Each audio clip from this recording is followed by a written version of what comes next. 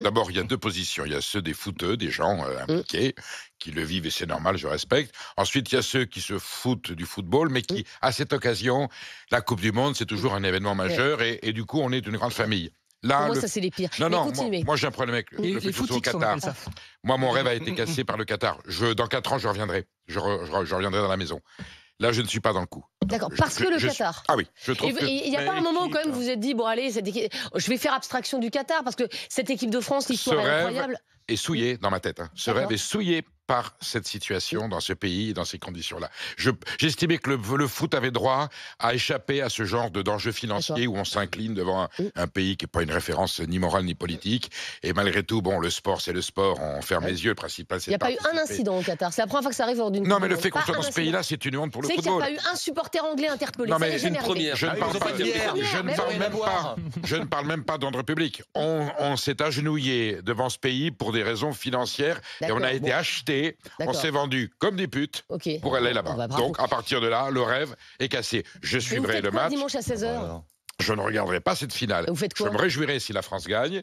Rien, j'ai regardé aucun match, j'ai vraiment boycotté. Donc j'ai suivi l'information, je l'ai eu par la radio, Oui. par RMC. Je n'ai regardé, ce que je fais systématiquement, je regarde. Mmh. Je n'ai regardé aucun match, je boycotte. Je fais partie des gens qui boycottent. D'accord. Je trouve que c'est indigne Mmh. qu'on soit allé au Qatar. Allez, dans un instant, on aura Fred Hermel, évidemment, qui viendra nous donner son sentiment sur cette équipe de France. Mais avant cela, il y a Ethan qui nous a appelé au 32-16 de Plouvorne, dans le Finistère. Bonjour, Ethan. Bonjour, Ethan, vous avez quel âge? j'ai 17 ans. Oh, 17 ans, bah, c'est tout jeune, ça. Oui. Ethan, elle vous fait rêver, cette équipe de France?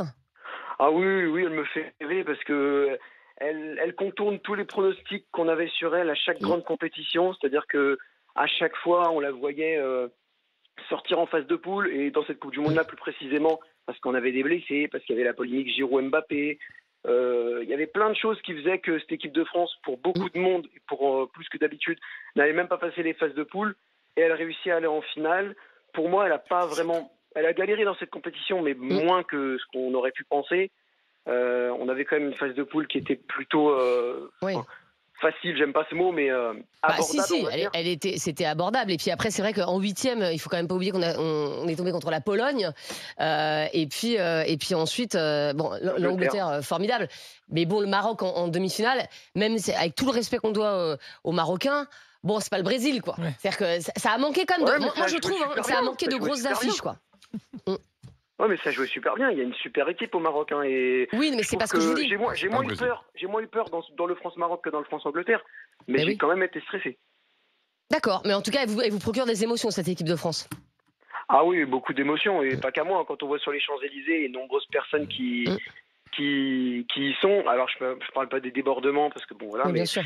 Mais il y a beaucoup de monde qui ont été. Quand on voit les reportages, que ce soit sur RMC ou sur d'autres les chaînes télé, les gens qui sont en euphorie dans les bars et tout, c'est super d'avoir ce genre Ouais. d'ambiance-là. Je suis d'accord. Les supporters, même les joueurs français quand ils chantent leurs chansons dans les vestiaires. Là, je connais plus le titre parce que bon, moi, c'est pas ma Gala. génération. Gala. Mais- Ouais, mais, c'est ma génération plutôt. Ouais, mais c'est super d'avoir ça, d'avoir cette ambiance-là. Et je pense que on en a besoin avec toutes les actualités qu'il y a en ce moment. Alors moi, l'inflation, tout ça, ça ne me concerne pas vraiment. Ouais, 17 ans, ouais, vous avez le temps Oui, encore. parce que voilà, j'ai Les retraites d'autres non plus, problèmes. Ethan. Mais la guerre en Ukraine et tout, je le vois passer ces trucs-là. C'est pas parce que j'ai 17 ans que je regarde pas Bien l'actualité. sûr.